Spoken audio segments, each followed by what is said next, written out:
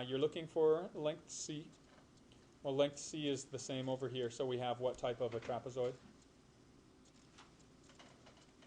Isosceles trapezoid, so that means base angles are equal, so we're looking at this 45 degrees.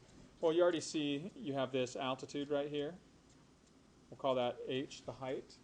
If we plug in the information that we have, we're looking at a trapezoid. We have an area of 32, so if we take 1/2 the sum of the bases times the height of the trapezoid, we have our area formula.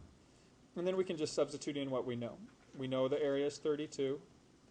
Base 1 is 4. We don't know what base 2 is, so we'll leave a space to complete that. And then our height, we don't know what that is either. I'm just going to call it h.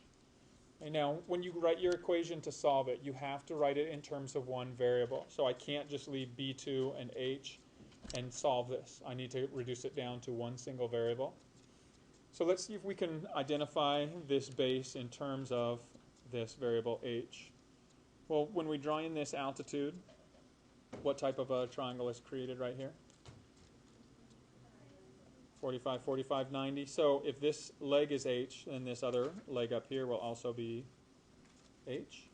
Since we're dealing with an isosceles trapezoid, we have the exact same thing on the other side, a leg of h, a leg of h. And then because we're looking at this rectangle now that's formed here, opposite sides are equal. So this portion here will be just like the opposite, 4. So what that means is if I'm looking for my whole base 2, my whole base 2 is 2h plus 4.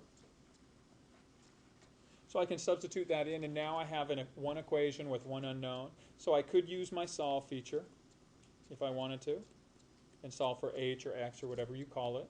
I'm going to go through and do this by hand just because it's a review of what's going to come up here shortly when we do the pre-cal prep, where you guys will have to do some mental calculations. If I'm solving this by hand, I'd combine all my like terms. 4 plus 4 gives me 8 plus 2h all times h. And I can distribute my 1/2 through here. So if I distribute, I get half of 8 plus half of 2h, that whole thing times h. I can still distribute in a second way now, just distribute my h through. So I get 32 is equal to 4h plus h times h, or h squared. And so what I'm now going to do is I'm just going to rewrite this in standard form. I'm going to move everything to one side. So I'm going to move all my terms to the right. The 4h is going to stay there. My h squared going to stay there. I'm just going to reorder those. Change the order of those terms. And then subtract a 32 from both sides to move all the terms together on the right side of the equation. And now it's set equal to 0, so I can use the zero product rule. The zero product rule allows me to factor and set the factors equal to 0.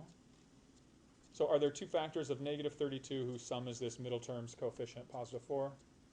So what two numbers multiply to give you negative 32, add to give you positive 4? 8 and negative 4. So when you set each of these factors equal to 0, you get your solution. H is either negative 8 or h is 4. Well, can you have a negative height? No. So this is called an extraneous solution. It doesn't fit within the restrictions on the problem itself. But this last one does work. Okay. So is your answer 4? No. Once again, this is one of those points where 4 is the length, or the length of this altitude or height. Therefore, when you plug it back into the 45, 45, 90 triangles patterns, we have x, x root 2. So if our x value is the height is 4, our hypotenuse will be 4 root 2. And so that's the final answer for that question.